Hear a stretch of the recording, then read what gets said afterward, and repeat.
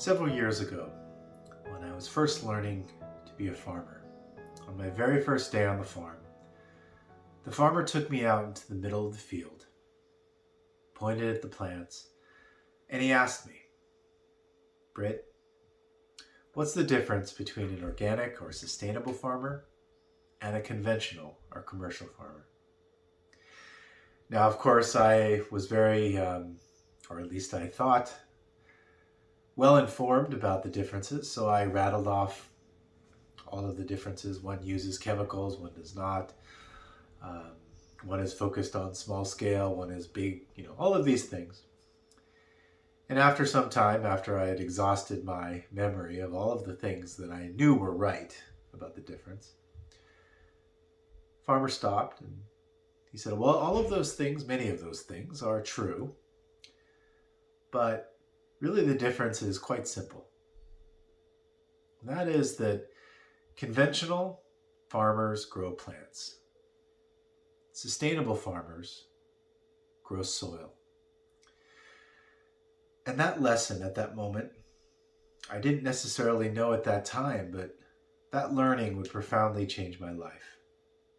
Not only farming, but in my work leading others and eventually designing and facilitating leadership with so many people around the world.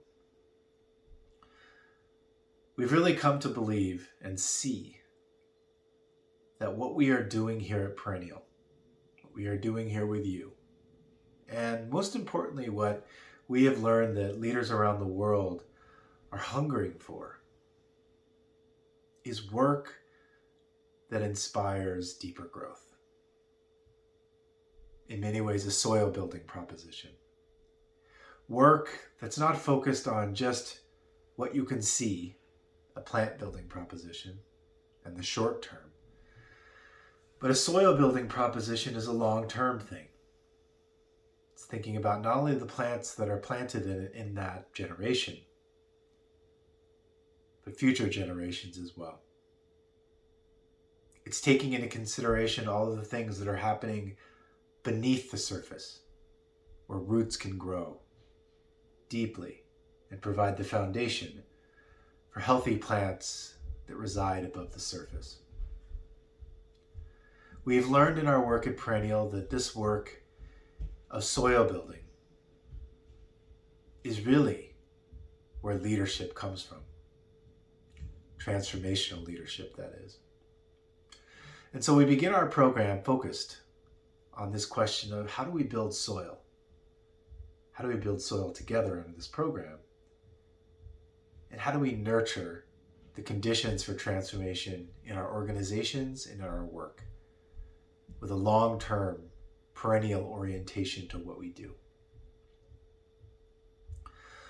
So we have this thing that we call co-creating spaces for transformation.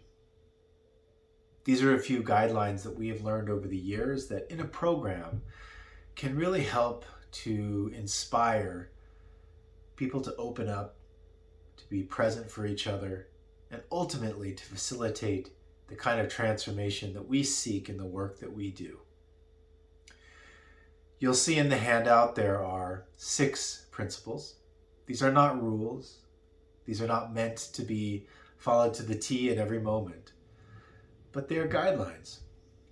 They're guidelines in the same way that you have guidelines when you're working to build healthy soil. Things that can help to encourage and facilitate growth.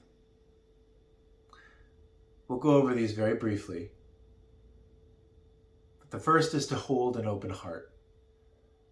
So sometimes in this program, there may be times where you feel tempted, or not even tempted. It could be something that is said, or could be something that is introduced in the program that leads us to close our heart and not be open.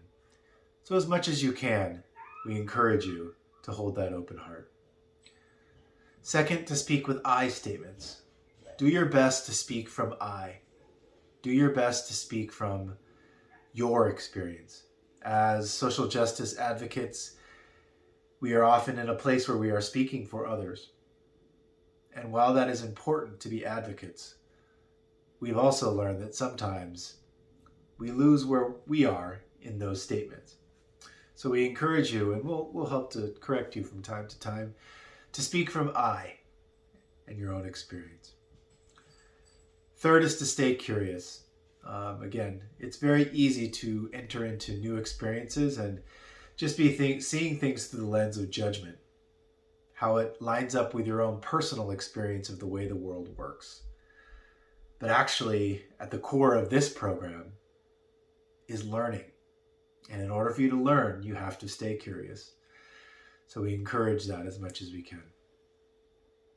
Fourth is to be on your learning edge. This is something that some of you may be familiar with as a principle where we are uncomfortable, where we're sort of at that point where what we know and what we don't know, we feel something pushing up against that. But we also know from that experience that that's where learning and growth and transformation happens. So if you're too comfortable during our time together, it actually is a sign that maybe you should work toward being a bit more uncomfortable. And again, our role as facilitators is to help push you toward that learning edge. Next is to practice confidentiality. We're building a learning container together.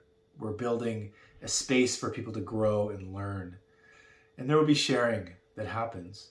And if people do not feel that that sharing will stay within this container, it can lead people, all of us, to not want to share, close off, and that limits the capacity for change and transformation. So practice confidentiality. And then finally, and this is sometimes a new one for people, and can be a bit challenging, and that is to take radical responsibility.